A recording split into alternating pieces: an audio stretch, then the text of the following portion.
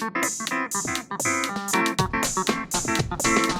9, 8, 7, 6, 5, 4, 3, 2. Me? It's me, the number one Zanpakuto guy. I'm the number one Bleach podcaster, Annie. What does that make me? Minty. You're my weird sword that looks like a hot lady. Can I be strange stuffed animal?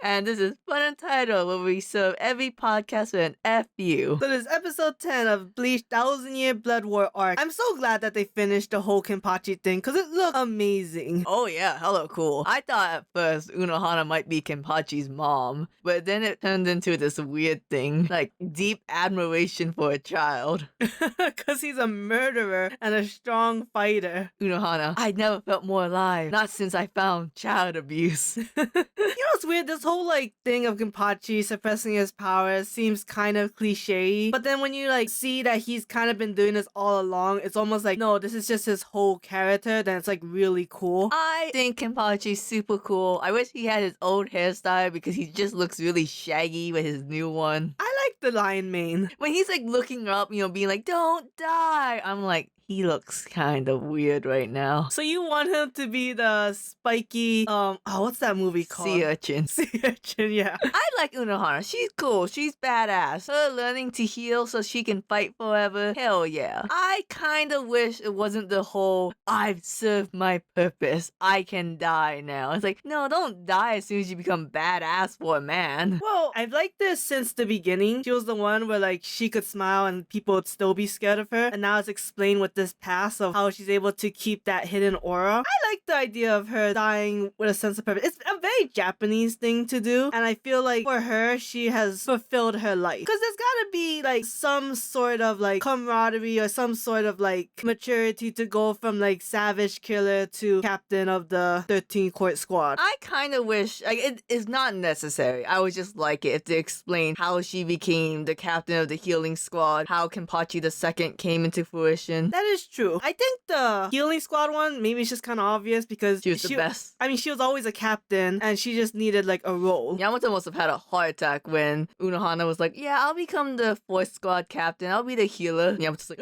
what the fuck? Is this character grow? And she's just like, shut the fuck up. That guy is Kenpachi now. Like, who's he? I don't fucking know. I don't give a shit. I'm waiting for a kid to grow up to become Kenpachi. He's fodder. That's what he is. He doesn't know that his full name is Kenpachi Fodder. F-O-D-D-E-R.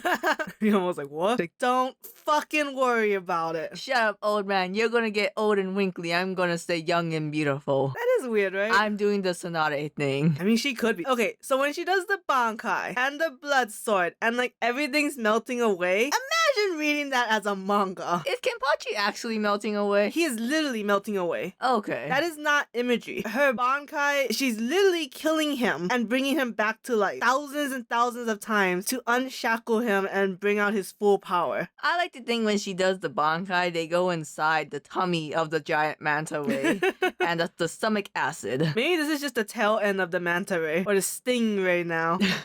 So, does that mean Unohana was also melting away? Yes. That's fucked up, yo. I mean, it's an incredibly powerful Bankai. Well, it's cool actually. If I remember, it starts off black and white, right? Then it's green with her healing herself, and then it turns all red. Yeah. I'm kind of confused at the point where Kenpachi kills her, and she's like, I'm gonna give you my name and everything. And then Kenpachi hears a voice, and it's like, I guess, like, I thought Unohana gave her sword to, like, Kenpachi. No, she means everything figuratively. Oh, okay. In terms of, like, I'm giving you the name Kenpachi, I'm giving you back your strength, who you once were. And now that, like, Kenpachi is more in tune with who he is, he can now hear the voice of his Zanpakuto. Which is a woman. Yeah, I mean, essentially. And something you would never learn from the manga. I mean, it's interesting, right? It's interesting to learn about the sword, especially seeing what Ichigo and Renji is going through with the Blade God. It's like, there's a part of Kenpachi's soul in that sword. I wonder how he got it. You think he stole it? I like to think so. Because sounds like you can just steal a blank sword and then just impression it yourself.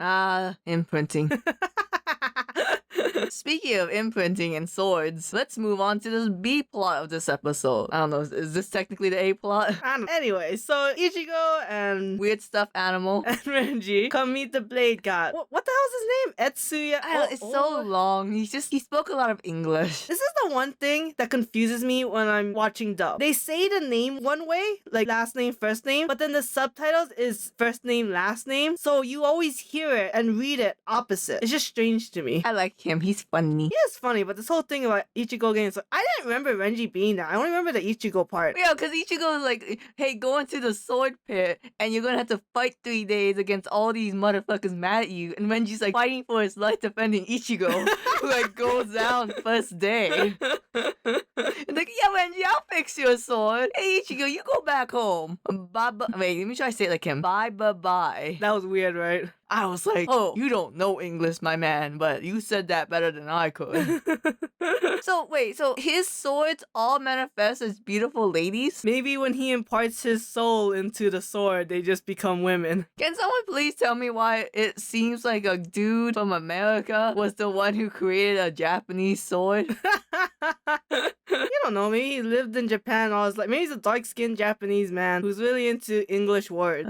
Could be. I will say this. I want to say this. He is the hardest working Squad Zero motherfucker because he is constantly making swords. What is everyone else doing? Is Hot Spring Guy constantly healing? No. Is Cooking Lady constantly cooking? No. This motherfucker is the backbone of the Soul Society. You don't know what the other two are doing. Oh, I'm sorry. Arms McGee and Bald Guy who's gonna have one really cool fight later. One very cool fight that's a little long. Unless Arms McGee was the one who created the phones. Just sit back now. Maybe they did. Oh my god, you know how much I would love it if she came out in a Gundam? A Soul Gundam? Wouldn't the one who made Kon be more likely to do that? They can combine together as a Yuri ship. And Gundam's their baby. Anyways, Ichigo couldn't heal Zangetsu, and so Black Guy, I'm sorry, I forgot your name, you're so cool, was like, you go back and learn your roots because I ain't doing shit for a loser. Yeah, this is cool. Now we're gonna get into Everything but the rain.